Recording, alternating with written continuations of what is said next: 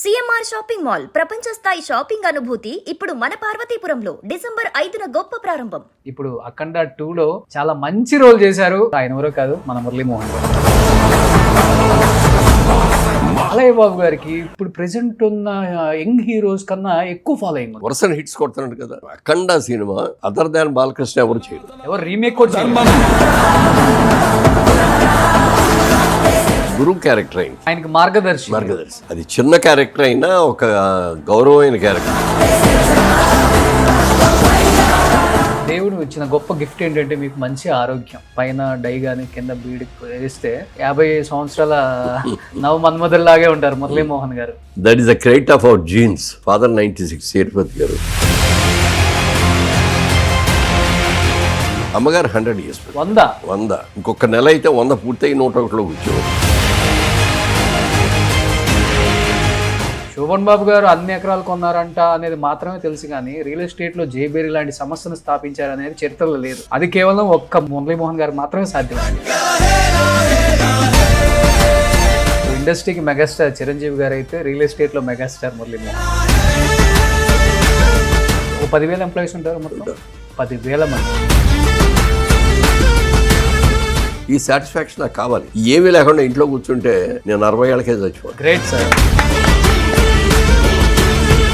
Hi, hello, welcome to Suman TV. నేను మీ రోషన్. అఖండ 2 so తాండవం already Manya start అయిపోయింది. ఎప్పుడెప్పుడు థియేటర్లో రిలీజ్ అవుతుందా, బాలయ్య గారి విశ్వరూపం ఎప్పుడెప్పుడు చూద్దామా అని బాలయ్య గారి ఫ్యాన్సే కాదు, యావత్తు సినిమా ప్రేక్షకులు కూడా వెయిట్ చేస్తున్న తరుణం రానే వచ్చింది. అఖండ 1కి మనం చేసిన ప్రమోషన్స్లో ఈచ్ అండ్ ఎవ్రీ టెక్నీషియన్స్ కూడా వాళ్ళు చెప్పిన ఎక్స్పీరియన్స్ చూస్తుంటే రియల్గా గూస్ బంప్స్ అనమాట. థియేటర్లో చూసేదానికన్నా వీళ్ళు చెప్పేటప్పుడు నిజంగా గూస్ బంప్స్. అందరూ మెసేజ్లు స్టార్ట్ చేశారు. అఖండ 2కి మళ్ళీ ప్రమోషన్ స్టార్ట్ చేయండి రోషన్ గారు, వర్క్ చేసిన టెక్నీషియన్స్ అన్నారు. నాకు బాగా హృదయానికి దగ్గర కాబట్టి ప్రతి ఒక్కరు కూడా నో చెప్పరు కాబట్టి దానిలో భాగంగా ప్రమోషన్ స్టార్ట్ చేశాం. ఇప్పుడు అఖండ 2లో చాలా మంచి రోల్ చేశారు. ఆయన చేసినవి మంచి రోల్సే, కానీ ఈ సినిమాలో కూడా చాలా మంచి రోల్ చేశారు. ఆయన ఎవరో కాదు, మన మురళీమోహన్ గారు. మురళీమోహన్ గారు నమస్తే. జై బాలయ్య. జై బాలయ్య. జై జై బాలయ్య. నేను ఒకసారి అంటే మీరు 2 సార్లు అన్నారు. ఆ ప్రేమ అంటే ఒక్కొక్కరికి ఏజ్ పెరిగిన కొద్దీ అమితాబ్ బచ్చన్ గారు చూడండి, అవును, బిగినింగ్లో క్యారెక్టర్ కంటే తర్వాత లేటర్గా బ్రహ్మాండమైన సబ్జెక్ట్స్ పడినాయి. అవును, అలాగే ఎన్టీ రామారావు గారికి అట్లాగే మంచి సినిమాలు పడినాయి. అవును, ఏది బిగినింగ్లో జానపదాలు ఇవి ఎట్లా చేసుకున్నా కూడా సోషల్ ఫిల్మ్స్లో కూడా బ్రహ్మాండమైన సినిమాలు పడినాయి ఆయనకి. ఈవెన్ చివరిది సినిమా కూడా బ్రహ్మాండంగా ఆడింది. అవును. ఇప్పుడు అదే బాలకృష్ణ గారికి కూడా సేమ్ అదే వచ్చింది. చాలా సినిమాలు చేశాడు ఇదివరకు సరదాగా. ఇప్పుడు చేస్తే దాంట్లో ఎంత మెచ్యూరిటీ వచ్చిందంటే ఆర్టిస్ట్లో ఎక్సలెంట్ మెచ్యూరిటీ వచ్చింది. అసలు ఎక్కడ కూడా ఓవర్ చేసేటట్టుగా కాకుండా. అంటే మాయాబజార్లో ఎన్టీ రామారావు గారు కృష్ణుడు వేసేటప్పుడు అంతకుముందు సొంత ఊరు అనే సినిమాలుగా కృష్ణుడు వేషం వేశాడు ఆయన. ఓకే. వేస్తే ఆ సినిమా సక్సెస్ కాలేదు. అసలు ఆయన క్యారెక్టర్కి కూడా బ్యాడ్ నేమ్ వచ్చింది.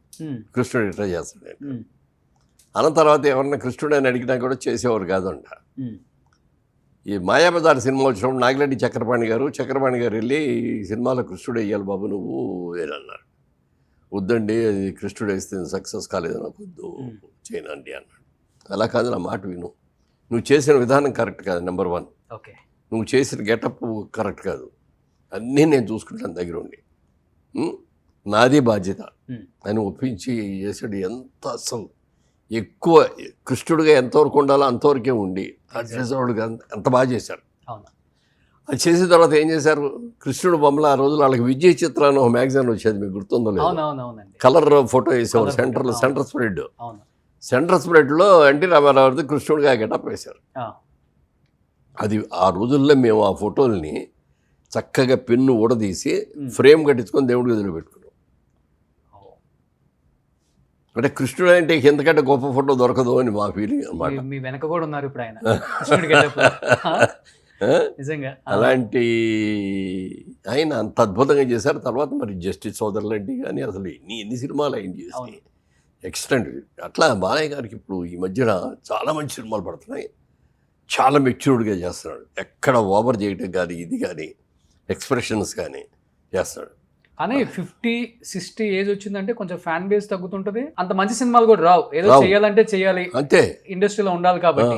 కానీ బాలయ్య బాబు గారికి ఇప్పుడు ప్రెసెంట్ ఉన్న యంగ్ హీరోస్ కన్నా ఎక్కువ ఫాలోయింగ్ ఉంది. అసలు అన్ని ఎన్ని హిట్స్ కొడుతున్నాడు కదా. సబ్జెక్ట్ ఎంత మంచి. అఖండ సినిమా అదర్ దాన్ బాలకృష్ణ ఎవరు చేయరు, ఎవరు రీమేక్ కూడా చేయలేరు. అఖండ ఫస్ట్ ఆ క్యారెక్టర్ ఎవరు చేయాల. అది సినిమా చూసిన రోజున అబ్బాయి భలే చేశాడు ఇది అని మాకే ఆశ్చర్యం వేసింది. ఓకే, జనరల్గా హీరోలు అనగానే గ్లామర్ క్యారెక్టర్ చేయాలి, ఇది ఇది ఇది డాన్సులు ఉండాలి. అయ్యో, అవును, అది అద్భుతంగా చేశాడు.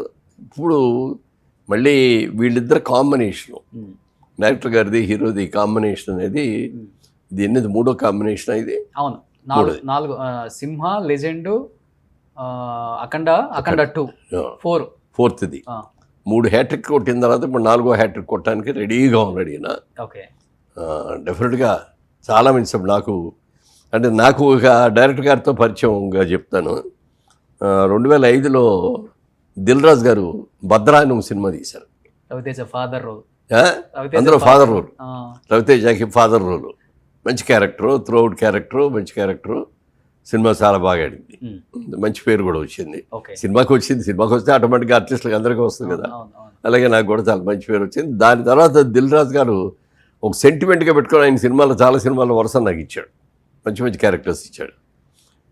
అలాగే డైరెక్టర్ గారు మీకు మంచి క్యారెక్టర్ చేయిస్తారని మీతో అన్నట్టు వచ్చాడు. అంటే ఆ సినిమా అయిన తర్వాత ఆయనలో ఒక ఫ్రెండ్షిప్ బాగా పెరిగింది. ఒకటి నెంబర్ 1.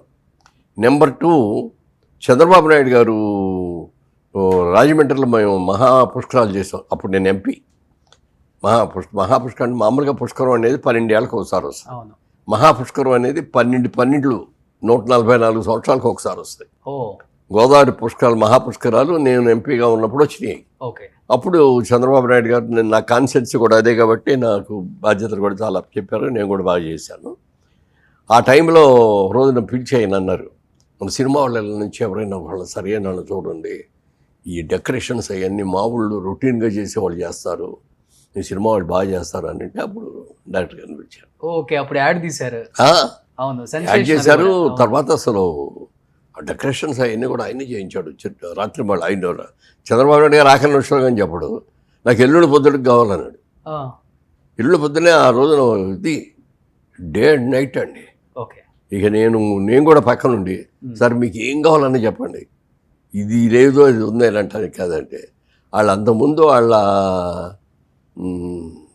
మరదలకో ఎవరికో పెళ్లి చేశాడు, వాళ్ళ చెల్లెలకో ఎవరికో.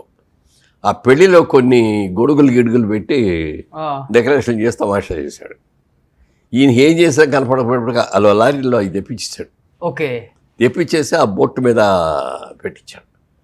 పెట్టేసేసి దానికి లైటింగ్ చేసేటప్పుడు ఎక్స్ట్రా ఆర్డినరీ అందం వచ్చేసింది. దానికి తగ్గట్టేమో చంద్రబాబు నాయుడు గారు అడిగారు, ఏదన్నా క్రాకర్స్ షో చేస్తే బాగుంటుంది ఇక్కడ అంటే మన రాజమండ్రిలో చాలామంది ఉన్నారండి, బ్రహ్మాండంగా చేస్తారండి. అలా కాదు అది దానికంటే బాగుండాలన్నారు. అప్పుడు హైదరాబాద్ని చెన్నైలో ఫైట్ మాస్టర్ ఒక ఆయన ఉన్నాడు, ఈ క్రాకర్స్ ఇవన్నీ చేసేది, పేరు మర్చిపోయాను, పేరు గుర్తులేదు.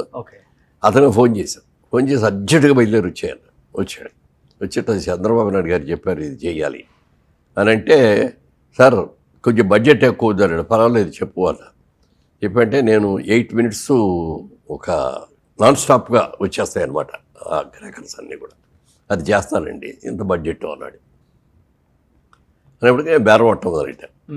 సార్ మీరు బేరం ఆడొద్దండి, నేను అదే అమౌంట్ చేస్తా, కానీ 8 నిమిషాలు చేసేది 10 నిమిషాలు చేస్తా, నాకు ఖర్చు ఎక్కువ అవుద్ది, మీకు అదే కన్స్ట్రక్షన్ అనుకోండి అన్నాడు. సీఎం గారికి చెప్తే ఆయన ఓకే నీకు ఓకే అనుకుంటే ఓకే చేశారు. అది ఎంత అద్భుతంగా చేశాడంటే థ్రిల్ ఫీల్ అయిపోయారు అందరూ. అట్లా ఈయన చేసిన ఈ డైరెక్షన్ చేసిన ఇవన్నీ కూడా బ్రహ్మాండంగా అట్లాగే సక్సెస్ అయింది. చాలా న్యాచురల్గా ఉంటుంది. అక్కడి నుంచి చంద్రబాబు నాయుడు గారికి కూడా ఏదైనా వచ్చిందంటే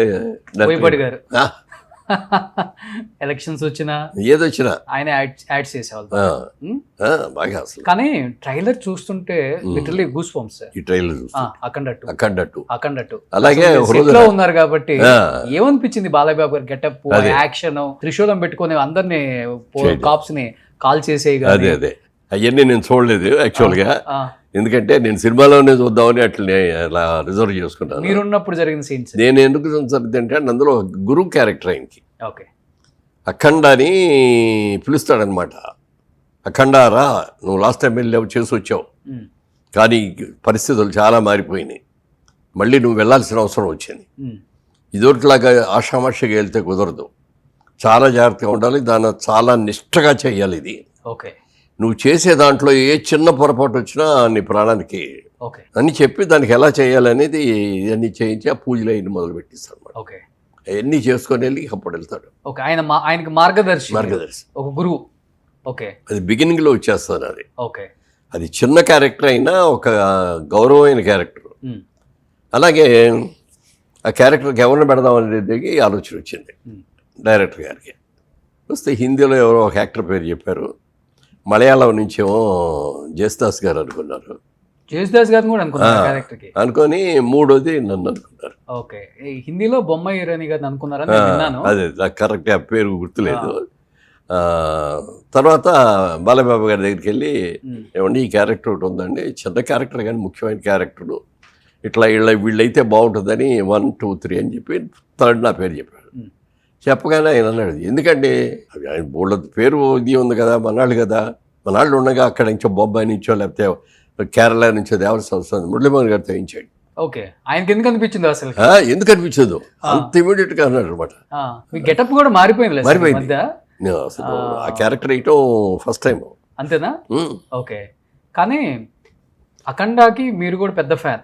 అవును, సినిమాకి యా, యా. ఆ సనాతన ధర్మాన్ని అవును. అదంతా కాపాడటంలో ఆయన చేసిన ఆ యాక్టింగ్ అదంతా వేరే లెవెల్.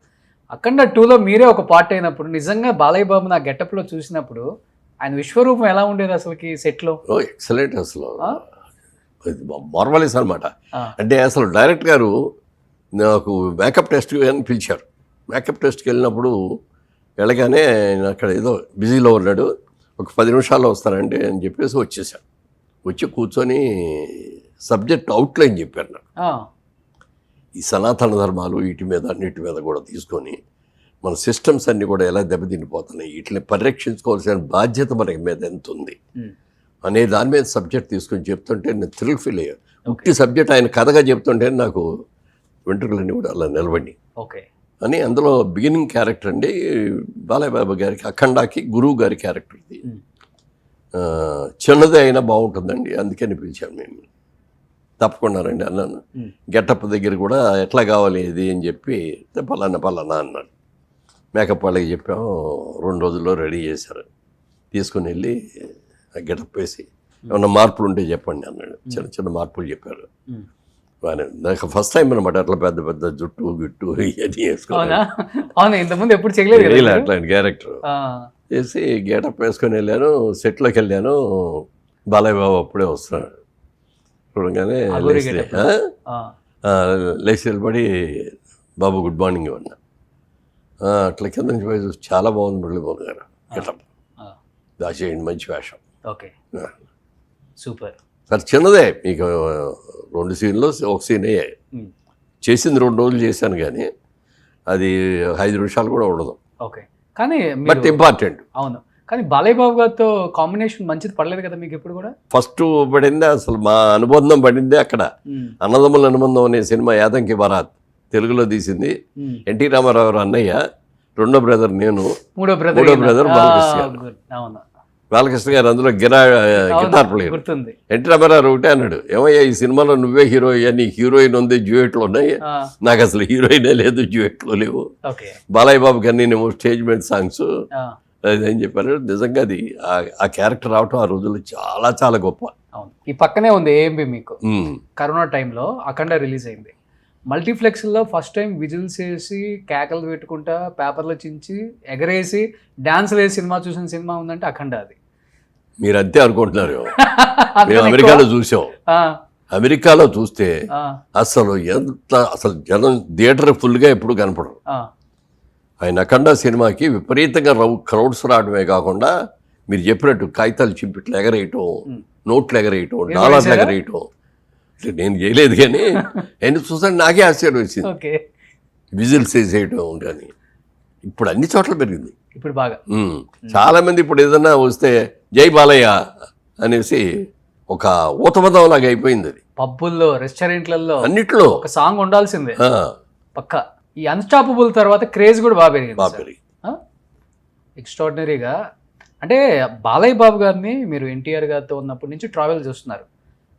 ఇప్పుడు ఆయనకు కోపం ఎక్కువ, కొడతారు, ఇలాంటివన్నీ ఎక్కువ బయట మాట్లాడుతుంటారు. ఆర్టిస్టులు కూడా ఫస్ట్ టైం ఆయనతో వర్క్ చేసే వాళ్ళు ఆయన దగ్గరికి వెళ్ళడానికి భయపడతారు. అమ్మో ఎలా రిసీవ్ చేసుకుంటారో తెలియదు వద్దని.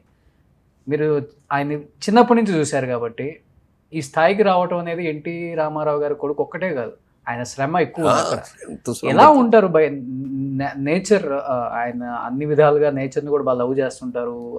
ఎక్కువ స్పిరిచువల్, దేవుడు పూజలు, ఎవరన్నా మంచి పూజలు అయితే మంచి చెడు పూజలు అయితే మాత్రం చెప్పడానికి వెళ్ళేదండి. ఉమ్. తెల్లవారుజామున లేస్తారు. ఉమ్. మేము ఈ సినిమా చేసాం, జయసింహ చేసాం. బాబు, నేను, బ్రహ్మానందం గారు, మా అందరికీ ఒక చోట ఇచ్చారు, కాటేజ్ చేశారు. ఎక్కడ ఈ ఊరంటే అది కుంభకోణం. ఉమ్. కుంభకోణంలో షూటింగ్ అనమాట.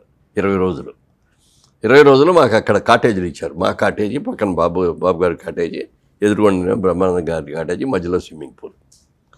ఆయన తెల్లవారుదామని లేచి వాకింగ్ చేసి తర్వాత పూజ చేసుకొని వెళ్ళాలి అనుకునేటప్పటికి ఆయన అప్పుడు అన్నీ పూర్తి చేసుకొని తిరిగి వస్తూ ఉంటాడు. ఓకే. బాబు ఎన్నింటికి లేచారండి? 3 లేచారు, 3:30 లేచారు, 4 లేచారు, ఇట్లా చెప్తారే తప్ప 5 తర్వాత లేచాననే మాట ఒక్కసారి కూడా విన్నా. ఓకే. అంతసేపు జిమ్లో ఇది చేసి స్నానం చేసి పూజ ఒక రోజు 1.5-2 గంటలు కూడా పడుతుంది. వాళ్ళ తిథులను బట్టి రాహుకాలం ఎన్నింటికి వస్తుంది అని చూసి, రాహుకాలం వచ్చింది వాళ్ళ 7 to 8:30 రాహుకాలం ఉందని అన్నారు అనుకోండి, ఎర్లీగా వెళ్ళిపోతాడు. వాడు 6 to ఎర్లీ మార్నింగ్ 6 నుంచే ఉంది, 6 to 7:30 అంటే అక్కడ ఫస్ట్ షాట్ మీదే అండి అంటే వెళ్ళటం మామూలే.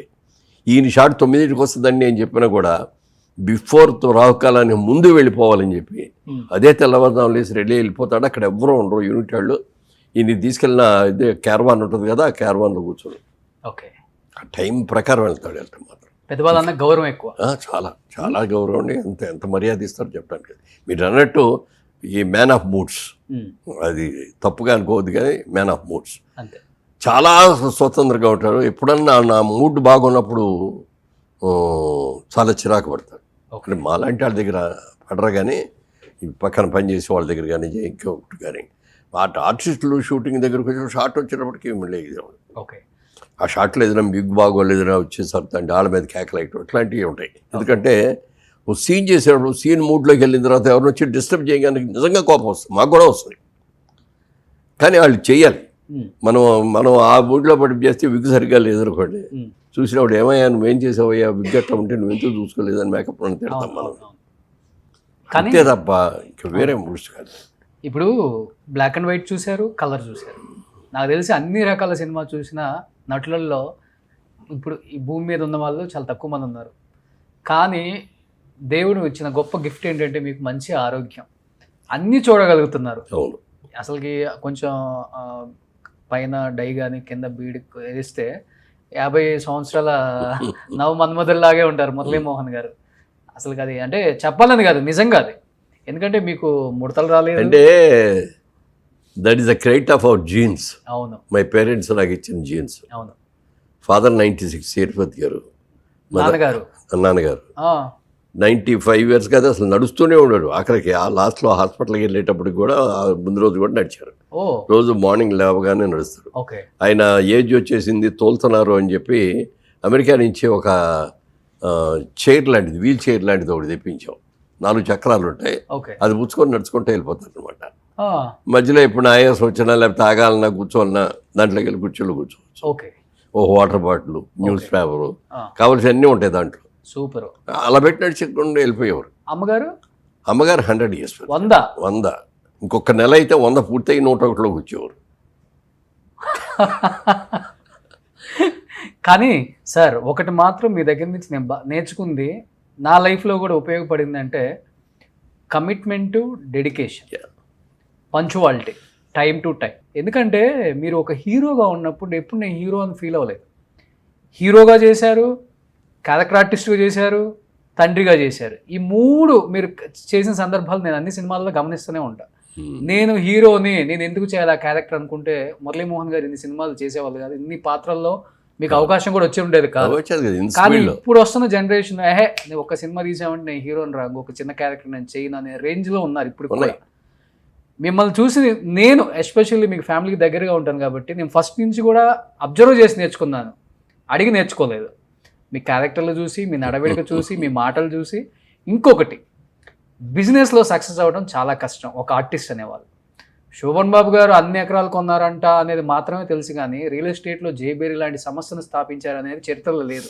అది కేవలం ఒక్క మురళీమోహన్ గారు మాత్రమే సాధ్యమైంది. ఇన్ని సక్సెస్ఫుల్ వెంచర్స్, మీ కార్పొరేట్ ఆఫీస్ ఎత్తుక్కోవాలనుకుంటే జేబేరీ కొడితే ఒక 100-200 వస్తాయి గూగుల్లో. అన్ని సక్సెస్ఫుల్ వెంచర్స్. ఇప్పుడు నేను వచ్చినప్పుడు కూడా మీకు మీ ఆఫీస్లో ఇవ్వాల్సిన మీ స్టాఫ్ శాలరీస్ కూడా పక్కన ఒక పేపర్ పెట్టుకొని కరెక్ట్గా ఉందా లేదా, ₹1 ఎక్కువైనా ₹1 తక్కువైనా బాగోదని అన్ని టిక్కులు కొట్టుకుంటున్నారు. ఇది చూసి ఇంకా సర్ప్రైజ్ అయ్యాను నేను. ఇది కూడా నేను నేర్చుకోవాలి. ఇప్పుడు ఏంటంటే సార్, 1 కోటి 2 కోట్లు టర్న్ ఓవర్ రాగానే నా అకౌంటెంట్ చూసుకుంటారులే, నా హెచ్ఆర్ చూసుకుంటుందిలే, నా కింద పిఏ మాట్లాడతారులే అనే స్థాయికి వచ్చేసారు ఇప్పుడు. అందుకే బిజినెస్లో ఫెయిల్ అవుతున్నారు.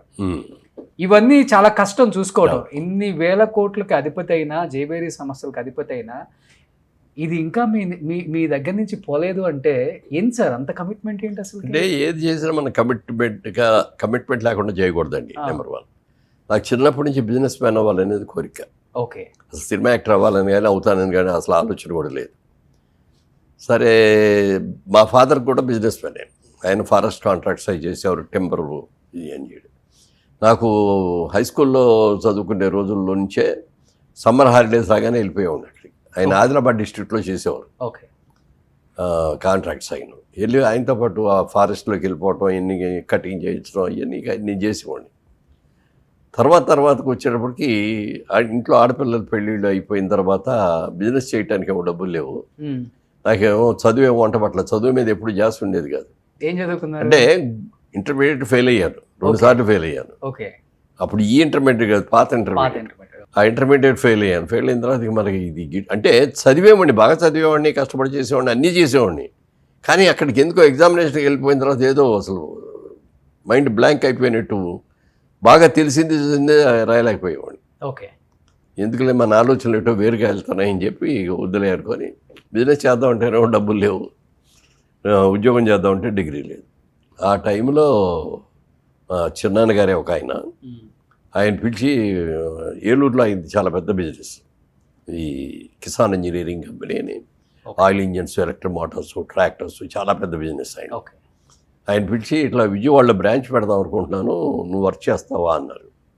చేస్తానండి అన్న. నెలకు ₹100 జీతం ఇస్తాను, లాభాల్లో 15 పైసలు వాటా ఇస్తాను. తప్పకుండా చేస్తానండి అన్న. ఇంకా రెండో మాటలేదు, ఎందుకంటే నాకు అంతకంటే గచ్చేద్దం కూడా ఇవ్వలేదు. చేసి దాంట్లో స్టార్ట్ చేసి కానీ మొట్టమొదట నేను ఆయన దగ్గర నేర్చుకునే కానీ నేను నేర్చుకున్న ప్రిన్సిపల్ కానీ టైం అనేది ఒక్క నిమిషం కూడా లేట్ చేయకూడదు. వాళ్ళు 8ంటికి షాప్ ఓపెనింగ్ అంటే 8ంటికి ఖచ్చితంగా ఉండాలి. ఓకే. లేట్ అయ్యి వాళ్ళ దారిలో ఏదో ట్రాఫిక్ వచ్చింది, ఇది వచ్చింది, అయిపోయాను అనే మాట అసలు రాకూడదు. అలా టైం ప్రకారం రావటం. తర్వాత ఇంకొకటి బాగా ఇదేంటంటే, మాకు ఆ రోజుల్లో కిర్లోస్కర్ ఆయిల్ ఇంజన్స్ అని మాకు చాలా ఫేమస్ అయ్యి, మాకు 5 కోటా అనమాట, నెలకి 5 ఇచ్చారండి. ఎంతో డిమాండ్ ఉన్నాయి, మాకు 20 కావాలంటే ఇవ్వరు, అంత డిమాండ్ అనమాట దానికి. 5 ఇచ్చారు. 5తో బ్రాంచ్ ఓపెన్ చేసాం, కానీ సేల్స్ లేదు. ఎందుకు లేదు అంటే, మాకు ఎక్కడో షోరూమ్ కూడా దొరక్క, ఎక్కడో సందులో, ఒక మెయిన్ రోడ్ కాకుండా సందులో తీసుకున్నాం. ఓకే. అది అక్కడ ఉందని ఎవరికి తెలియదు, ఏమీ తెలియదు, ఎవడో రావట్లేదు. రోజు పొద్దున్నే 8ంటికల్లా కూర్చునేవాళ్ళం, రాత్రి 8 దాకా అక్కడ ఉండేవాళ్ళం. జనరల్గా అక్కడ ఏంటంటే మనకి సాటర్డే అదే సండే హాలిడే కదా, అందుకని సాటర్డేకి ఎప్పుడు కూడా సెకండ్ షోకి వెళ్తూ ఉండేవాడు. ఆ రోజు కూడా సెకండ్ షోకి వెళ్దామని అనుకొని, టైం అయిపోతుంది, కొత్త సినిమా ఇది, టికెట్లు అందామేమో అనేది ఒకటి మనసులో ఉంది. వెళ్ళిపోదామా, ఒక అరగంట ముందు వెళ్ళిపోదాంలే అని అనుకొని బయలుదేరబోయాను. మళ్ళీ నాకు గుర్తొచ్చింది, మనం టైం మెయింటైన్ చేయాలి, పర్వాలేదు సినిమా దొరకపోయిన పర్లేదు ఇంకో రోజు చూస్తాం అని చెప్పి కూర్చోనండి. అప్పుడు 7:30 అయింది. ఇంకో అరగంటే కదా, అరగంట కూర్చుందాం అన్నట్లు కూర్చున్నాం. ఆ టైంలో వరంగల్ దగ్గర నుంచి రైతులు వచ్చారు. రైతులు వచ్చి మాకు కిర్లోస్కర్ ఇంజిన్లు కావాలండి అన్నారు. ఉన్నాయండి నా దగ్గర అన్న. మాకు 8 కావాలండి అన్నాడు. 8 లేవండి, 5 ఉన్నాయి నా దగ్గర, ఫస్ట్ వీక్లో వస్తే మిగిలిన 3 ఇస్తానండి, ఇవ్వండి అన్నారు. అంతే. ఆ నెల రోజుల కోట అరగంటలో అయిపోయింది. అంతే చూడండి. ఆ రోజున కనుక నేను సినిమాకి వెళ్ళిపోదామని, ఎవడు పొద్దు నుంచి కూర్చున్న 4 రోజులు కూర్చున్నా ఎవడు రావట్లేదని చెప్పి బద్దకిచ్చి వెళ్ళిపోతే అది ఓపెనింగ్ వచ్చేది కదా నాకు. అది ఎప్పుడైతే వచ్చిందో నాలో హుషారు పెరిగిపోయింది. ఇంకా దాంతోపాటు ఇంకా అదర్ ప్రోడక్ట్స్ అవన్నీ కూడా తీసుకుని ఓకే అట్లా బాగా బ్రహ్మాండంగా చేశాను బిజినెస్. ఓకే. సో ఆ టైం అనేది మిమ్మల్ని నిలబెట్టింది. టైం అనే దానికి ఇప్పటికీ కూడా వాల్యూ ఇస్తారు. ఇక్కడ ఏదైనా బ్యాంక్ ఇంటర్వ్యూ ఇచ్చారు ఒకటి, 10:30కి రండి అన్నారు అనుకోండి, 10:15కే వెళ్ళిపోతాం మేము అక్కడికి. వెళ్ళిపోయి బయట కారులో కూర్చుంటాం. 10:10:30 అవ్వగానే టక్వట్ లోపలికి వెళ్ళిపోతాం. నాకు ఈ అలవాటు వచ్చింది సార్ కారు కూర్చునేది. ఎందుకంటే లేకపోతే ట్రాఫిక్ ఎక్కడ జామ్ అవుతుందో తెలియదు. ట్రాఫిక్ జామ్ అయిందండి సారీ అండి, ట్రాఫిక్ జామ్ అవుద్దని ఆ మాత్రం తెలియదని, ముందు బయలుదేరాలని తెలియదు అని కూడా అనేవాడిని నేను. అట్లా టైం ఇది నేర్చుకున్నాం. తర్వాత రెండోది, customer is our God, customer is our pay master, customer is always right. ఈ 3 ఆ రోజు నుంచి ఈ రోజు వరకు కూడా పాటిస్తున్నాయి. అందుకనే జైబేరి నిలబడింది, మురళీమోహన్ గారు నిలబడ్డారు. సో ఇండస్ట్రీకి మెగాస్టార్ చిరంజీవి గారు అయితే రియల్ ఎస్టేట్ లో మెగాస్టార్ మురళీమోహన్ గారు. Great sir. సో తర్వాత ఇందాక మీరు సోమన్ బాబు గారిని మెన్షన్ చేశారు కదా. అవును. యాక్చువల్గా ఆయన నన్ను అడిగారు ఒక రోజున, మురళీమోహన్ గారు సినిమాలో సంపాదిస్తారు కదా బాగానే, ఎక్కడ ఇన్వెస్ట్ చేస్తారు మీ డబ్బులు అన్నారు. అంటే నేను బిజినెస్ మ్యాన్ అండి, నాకు బిజినెస్ మీద ఇంట్రెస్ట్ అని, ఇట్లా నాకు నచ్చిన సినిమాలు ఉంటే జిల్లాలు కొనుక్కుంటున్నానండి. అలాగే జైబేరి సంస్థ పెట్టి సినిమాలు తీస్తే, ఆ సినిమా అప్పుడు నా సినిమా అయ్యేది, 3 మిత్రులు అనే సినిమాలో షూటింగ్ అప్పుడు అడిగాడు ఇది. ఓకే. అడిగి ఇట్లా తీస్తానంటే, నువ్వు సినిమాలు బాగా తీస్తున్నావు, మీ జైబేరి సంస్థ బాగుంది, నచ్చిన సినిమాలు కొనుక్కుంటున్నావు, అది కూడా బాగుంది, ఇంకా ఏం చేస్తున్నావు అన్నాడు. అంటే డిస్ట్రిబ్యూటర్ కంపెనీ విజయవాడలో ఒకటిను హైదరాబాద్లో ఒకటి 2 డిస్ట్రిబ్యూటర్ కంపెనీలు షేర్ హోల్డర్గా చేరానండి. వెళ్తూ ఉంటావా అక్కడికి అన్నాడు. అసలు మనకెక్కడ కుదురుతుందని వెళ్ళనంటాడు. ఇది మాత్రం నువ్వు తప్పు చేస్తున్నావు అన్నాడు. అదేంటి సార్ అన్న, వాళ్ళు ఎవరో కష్టపడి సంపాదించిన నీకు లాభాలు మంచి పెడతారండి, నువ్వేటన్నా మేము అన్నాడు. కాదండి, వాళ్ళు అలాంటి వాళ్ళు కదండి, చాలా మంచి వాళ్ళు అన్నాను. సరే నాకు తోచింది చెప్పాను అన్నాడు. ఒక నెల తిరగగానే ఒక కంపెనీ మూతపడిపోయింది. ఒక 6 నెలలు అయిన తర్వాత రెండో కంపెనీ మూతపడిపోయింది. ఓకే. రెండో కంపెనీ మూతపడిపోతే మొదటి కంపెనీదేమో డబ్బు వరకే పోయింది. రెండో కంపెనీ మూతపడిపోయినప్పుడు దాని మీద ఉన్న అప్పులన్నీ నా మీద పడి, అయ్యయ్యో, మిగిలిన పార్ట్నర్స్ ఎవరు లేరు, ఎవరు కాళ్ళే తప్పుకున్నారు, నేను ఒక్కడే ఇరుక్కుపోయాను. అవన్నీ నేను తీర్చాల్సి వచ్చింది. సో వేరే వాడు కష్టపడి మనకు సంపాదించి ఇస్తాను అంటే ఇన్వెస్ట్ చేయకూడదు, అంతేనా? అంతే, సింపుల్. నువ్వు ఉండి వెళ్ళి చూసుకోగలిగితే, రోజు పైన అప్పుడప్పుడన్నా వెళ్ళి చూసుకుంటావు, ఏం జరుగుతుంది, ఎలా జరుగుతుంది అనేది చూసుకోవాలి. సక్రమంగా జరుగుతున్న లేదు చూసుకోగలిగితేనే చెయ్యాలి అనేది ఆయన చెప్పింది. సో తర్వాత భూముల మీద ఇన్వెస్ట్ చేయమని అప్పుడు చెప్పాను అనమాట. ఏమంటే మీరు అన్నట్టే జరిగింది సార్, మరి నాకంటే మీరు సీనియర్ హీరో, నాకంటే పెద్ద హీరో, మీరు నాకంటే ఎక్కువ రెమ్యూనరేషన్ తీసుకుంటారు, మీరేం చేస్తారు సార్ మీ డబ్బులు అన్న. అంటే అప్పుడు చెప్పాడు అనమాట, ఈ ప్రపంచంలో ఈ భూమి మీద 3 వంతులు సముద్రం ఉంది, ఒక్కొంతే నేల ఉంది. ఈ ఒక్కొంత నేలలో మంచు పర్వతాలు ఉన్నాయి, అక్కడికి వెళ్ళి బతకలేము, చలికి తట్టుకోలేవు. లేకపోతే ఎడారులు ఉన్నాయి, అక్కడ నీళ్లు దొరకవు, అక్కడ ఉండలేవు. ఇక నివేశ స్థలం అనేది లిమిటెడ్, వెరీ లిమిటెడ్. ఇక జనాభా పెరుగుదల చూసుకుంటే వరల్డ్ వైడ్గా అన్ని చోట్ల విపరీతంగా పెరిగిపోతున్నారు. రాబోయే రోజుల్లో ల్యాండ్కి మంచి డిమాండ్ వస్తుంది అని నేను నమ్మాను. అందుకని నా ప్రతి రూపాయి ల్యాండ్ మీదే పెట్టేస్తాను. ఒక్కో రోజు ఆయన షూటింగ్లో ఉండగా ఎవరైనా డబ్బులు తెచ్చిస్తే కూడా ఆ డబ్బులకి రేపు పొద్దున వస్తాయని తెలుసు ఆయనకి. షూటింగ్లో అని కొన్నాళ్ళని ఆ బ్రోకర్స్లో మీడియాస్ని ఎవరో రమ్మని అక్కడదక్కడే ఇచ్చేవాడు. అట్లా చేసాడు. చాలా పెద్ద ప్రాపర్టీస్ కొన్నాడు. 100 ఎకరాలు ఉంటాయి కదా సార్? 100 ఎకరాలు. అంటే సరిగ్గా చెప్పాలంటే ఇవాళ రెమ్యూనరేషన్స్ ఇవన్నీ వదిలేయండి, ఆ రోజుల్లో ఉన్న రెమ్యూనరేషన్స్ లెక్కేసుకుంటే ఇండియాలో రిచెస్ట్ పర్సన్ ఎవరు అంటే సినిమా వాళ్ళల్లో శోభన్ బాబు గారు ఫస్ట్. సెకండ్ అంటే సెకండ్ హిందీ వాళ్ళ ధర్మేంద్ర, రాజ్ కపూర్.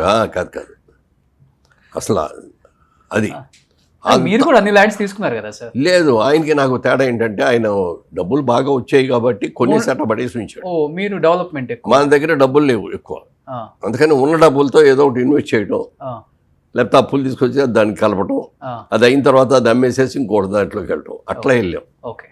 ఇప్పుడు నేను అమ్మకుండా ఉన్నడితే ఇవాళ 800,000 కోట్లు ఉండేది. 1,000 కోట్లు. కానీ చాలా సుఖమైన జీవితం మీ పరంగా. శ్రవణ్ బాబు గారు అప్పుడప్పుడు నేను చెప్తా ఉండేవాడి, ఇది నా మీటింగ్స్లో ఎక్కడ మాట్లాడినా, ఇంటర్వ్యూస్లో మాట్లాడినా ఇట్లా చెప్పేవాడిని. ఆయన చూసి మురళీమోహన్ గారు గాలి లేదు, మురళీమోహన్ ఏంటయ్యా నా గురించి అన్నీ చెప్తావు నువ్వు. నేను నిజమే చెప్తానండి, మీకు ఏం అబద్ధం చెప్పట్లేదు కదా. నేను మీ గురించి గొప్పగా చెప్తే మీరు నాకు ఏమైనా కాల్ షీట్లు ఇస్తారా? మీరు యాక్ట్ చేయటం మానేశారు, మీ కాల్ షీట్లు ఎవరు అని చెప్పి నేను చేశాను. కానీ నేను నీలాగా బిల్డింగ్లు కట్టడం ఇవన్నీ చేయటం నేను చేయలేదు, కొన్ని సట పడేసి ఉంచాను అన్నాడు. కానీ ఈరోజు జైబేరి అంటే ఒక సంస్థ కాదు, ఒక వ్యవస్థ. ఎంతమంది ఉంటారు సార్ ఎంప్లాయీస్? అంటే రియల్ ఎస్టేట్లో లేబర్ ఎక్కువ ఉంటారు, ఓవరాల్గా ఇంజనీర్స్ వీళ్ళు అందరూ చాలా మంది ఉంటారు అనుకోండి. ఇది కాకుండా ఆటోమొబైల్లో ఎక్కువ ఉంటారు, మారుతి డిస్ట్రిబ్యూటర్స్ కదా మేము, అట్లా షోరూమ్స్లో 10,000 ఎంప్లాయీస్ ఉంటారు మొత్తం. 10,000 మంది ప్రత్యక్షంగా పరోక్షంగా వాళ్ళ కుటుంబాలు. దాదాపు ఒక 50,000 మందిని ఈరోజు జైవేరి సంస్థ ద్వారా. ఎవరో అడిగారు ఒక రోజున, ఏమయ్యా నీకు సంపాదించింది చాలదా, ఎందుకు ఎంత కష్టపడతావు, ఎంత చేస్తావు అన్నాడు. ఇవాళ నాకు లాభాలు వస్తున్నాయి, నేను చూడలేదండి, నాకు రావాల్సినవి వచ్చినాయి, నా బాధ్యతలు తీరిపోయినాయి, ఇంకా ఎందుకు చేస్తున్నాను అంటే ఎంతమందికి ఎంప్లాయ్మెంట్ ఇచ్చాను, వీళ్ళందరికీ ఎంప్లాయ్మెంట్ ఇవ్వాలి కదా. సాటిస్ఫాక్షన్, ఎంత సాటిస్ఫాక్షను.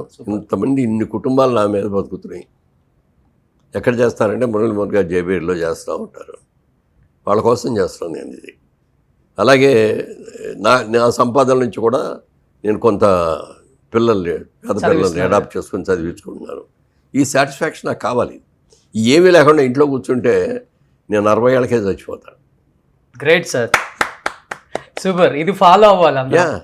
మనం ఎంత యాక్టివ్గా ఉంటే అంత బాగుంటుంది. ఇవాళ యాక్చువల్గా నన్ను మా వాళ్ళందరూ కూడా చాలా కష్టపడ్డారు, వద్దులేండి అని చెప్పి పక్కన కూర్చోబెట్టినా కూడా రోజు వస్తాను నేను ఆఫీస్కి, వస్తాను, ఒక 2 అవర్స్ అంతా కూర్చుంటాను. ఇట్లాంటి మీలాంటి ఫ్రెండ్స్ వస్తే ఇంటర్వ్యూలు ఇవ్వటం, లేకపోతే ఎవరినైనా సలహాలు అడుగుతా అంటే వాళ్ళకి దానికి రావటం, ఏదో అవును అప్పుడే మన ఏదో ఒకటి యాక్టివిటీ ఉండాలి. టైం ప్రకారం వస్తుంది. అది కూడా ఒకటే డ్రైవర్ని మెయింటైన్ చేస్తున్నారు. డ్రైవర్ దాదాపుగా అంటే నా పర్సనల్ డ్రైవర్ ఇప్పుడు 25 సంవత్సరాల నుంచి అదే డ్రైవర్. మీ హడావుడు ఉండదు సార్, మీరు ఎక్కడికి వచ్చినా కానీ సింపుల్గా ఒక్కళ్ళే వచ్చేస్తారు. 86 సంవత్సరాలు అయినా కానీ ఎవరు సపోర్ట్ అక్కర్లేదు. 10 మెట్లైనా ఎక్కేస్తారు, 10 మెట్లైనా దిగేస్తారు, హ్యాపీగా మీరే పెట్టుకొని తింటారు, 10 మందికి వడ్డిస్తారు, ఆనందాన్ని పంచుతారు, అందరికీ టాటా బాయ్ చెప్తారు, కారు ఎక్కేస్తారు. ఇక్కడ ఉన్న వాళ్ళందరూ ఆలోచిస్తుంటారు, ఎవరు ఆయన మురళీమోహన్ గారైనా లేకపోతే ఇంకెవరన్నా వచ్చారా, డూప్లికేట్ మనిషి ఏమన్నా, డూప్ మనిషి అనుకుంటారు. అంటే వ్యక్తిగతంగా నేను అక్కడ ఉంటాను కాబట్టి అందరూ మాట్లాడుకుంటుంటే మీరు వెళ్ళిన తర్వాత నేను చాలా విన్నా, ఏంటంటే ఇక్కడ జైవేరి, ఎక్కడ మురళీమోహన్ గారు, ఏంటి ఎంత సింప్లిసిటీ, అదే ఆయన బతికిస్తుంది, అదే ఆయన సక్సెస్ మంత్ర. వాళ్ళ నేను గర్వంగా ఫీల్ అయ్యే దాంట్లో ఇంకొక విషయం ఏంటంటే, నా జీవితంలో ఇప్పటికీ నేను బిజినెస్ మొదలుపెట్టిన కాడి నుంచి లెక్కేసుకుంటే 70 ఏళ్ళు, సుమారుగా 65 ఏళ్ళు ఇది విజయవాడ బిజినెస్ స్టార్ట్ చేసి కల్చర్స్. ఆ రోజు నుంచి ఈ రోజు వరకు బిజినెస్ లైన్లో కానీ, సినిమా లైన్లో కానీ, ఎక్కడ బ్లాక్ మార్కెట్ రాజకీయాల్లో కానీ బ్లాక్ స్పాట్ అనేది కూడా లేదు. క్లీన్ వైట్ పేపర్ నా లైఫ్. సూపర్ సార్, ఇలానే ఉండాలి, ఇంకా మంచి మంచి సినిమాలు చేయాలి, మా అందరికి వినోదాన్ని పంచాలి. ఒకప్పుడు మురళీమోహన్ గారు అంటే మంచి లవర్ బాయ్, అన్న, తమ్ముడు, పెదనాన్న, నాన్న అయిపోయింది. ఇలాంటి సనాతన ధర్మానికి సంబంధించిన సినిమాలు చేసేటప్పుడు మీలాంటి గొప్ప గొప్ప నటులు దాంట్లో యాక్ట్ చేస్తే నిజంగా దానికి ఒక అర్థం ఉంటుంది, పరమార్థం ఉంటుంది. సో అందుకనే అఖండ 2లో వాళ్ళు క్యాస్ట్ చేయలేదు, ఆ సనాతన ధర్మం, ఆ దేవుడు మిమ్మల్ని క్యాస్ట్ చేయించారు. ఆ సినిమా గురించి ఒక్క చిన్న మాట, సినిమా గురించి కొన్ని సినిమాల్లో పెద్ద క్యారెక్టర్లు చేస్తాం, ఈ చివరి నుంచి ఆ చివరి వరకు ఉంటాం, సినిమా సక్సెస్ అవ్వలేదు, అవును, ఎవడో పట్టించుకోడు. అఖండ 2 లాంటి ఇట్లాంటి సినిమాల్లో నేను యాక్ట్ చేసిన 2 minutes 5 minutes క్యారెక్టర్ అంతే, ఎంత పేరు వస్తుందో చూడండి. డెఫినెట్గా ఇవాళ ఈవినింగే వెళ్తున్నా నేను. So any have Akhanda 2 Balayya Babu fans, Muralimohan గారు ఫ్యాన్స్కి ఏం చెప్పాలనుకుంటున్నారు? అంటే ఫ్యాన్స్ మురళీమోహన్ గారి ఫ్యాన్స్ ఎవరు లేరు. అయ్యా లేరా? ఎంతమంది ఆడవాళ్ళు మీ ఫ్యాన్స్ సార్? అది సరే అనుకోండి, అది బయటపడరు. బాలయ్య గారి ఫ్యాన్స్ అందరూ కూడా చాలా రిచ్గా ఫీల్ అవుతారండి. చాలా అద్భుతంగా మా హీరో అని చెప్పి గుండెలు మీద చేసుకొని బ్రహ్మాండంగా చేశాడు మా హీరోకి ఎవరు సాటిరారు అన్న లెవెల్లో ఇదవుతారు. అలాంటి సినిమాలు రావాల్సిన అవసరం ఉంది. కూడా యంగర్ జనరేషన్కి మన సనాతన ధర్మాలన్నీ కూడా చెప్పాలి. లేకపోతే అసలు ఎక్కడికి వెళ్ళిపోతున్నాం మనం. అందుకని ఇలాంటిది ఊళ్ళో ఫైట్లు డ్యాన్స్లు ఇవే కాకుండా మన సనాతన ఇదేమిటి మన పూర్వీకులు ఏంటి ఇవన్నీ కూడా ప్రజలకి తెలియాలి. అలా ఇవన్నీ ఉన్నాయి ఇందులో. సినిమా పెద్ద హిట్ సినిమా ప్రొడ్యూసర్కి ఈ సినిమా హిట్ అవుద్దా అనేది పక్కన పెడితే ప్రజానీకానికి ఈ సినిమా కావాలి. ఇప్పుడున్న జనరేషన్కి ఇది కావాలి. అలాగే ప్రొడ్యూసర్స్ వాళ్ళు కూడా 14 days రామ్ గారు గోపి గారు కదా, ఎన్ఆర్ఐసే కదా. రామ్ గారు గోపి రామ్ గారు గోపి గారు వాళ్ళు ఎన్ని సినిమాలు అంటే పెద్ద ఎక్కువగా మిగిలినలాగా 30-40 తీయపోయినా యుఎస్ నుంచి ఇక్కడికి వచ్చి సెటిల్ అయ్యి చక్కటి సినిమాలు తీస్తారు. ఇవాళ తెలుగు సినిమా ఇండస్ట్రీ ఇవాళ కళకళలాడుతుంది అంటే కారణం ఏంటంటే ఎన్ఆర్ఐస్ అందరూ కూడా ఒక ప్యాషన్తో వచ్చారు. ఆ ప్యాషన్తో తీస్తున్నారు సినిమాలు, అందుకే మంచి సినిమాలు తీయగలుగుతారు. సూపర్. ఎనీ హ్యావ్ రిలీజ్ ఇవాళ ఈవినింగ్ పడిపోతుంది ప్రీమియర్ కాబట్టి వెళ్తున్నారా? లేదు, అవునా? జనంలో కూర్చొని చూస్తారు రేపా? Super. Thank you sir, thank you so much. At the same time Muralimohan గారు అవార్డ్స్ చాలా తక్కువ మంది చూశారు. నిడివి తక్కువైనా కానీ అవార్డ్స్ చాలా వరకు ఆయన సాధించిన అచీవ్మెంట్స్ ఇక్కడే ఉన్నాయి కాబట్టి దీన్ని సపరేట్గా ఒక వీడియోలో మీ అందరికీ చూసేలాగా ఒక చిన్న వీడియో కూడా రిలీజ్ చేస్తాం మళ్ళీ. Sir me with your permission me awards గురించి మీరు ఒకసారి చెప్తే ప్లీజ్. సుమన్ టీవీలో మీ పర్సనల్ అండ్ బిజినెస్ ప్రమోషన్స్ కోసం కింది నెంబర్కి కాంటాక్ట్ చేయండి.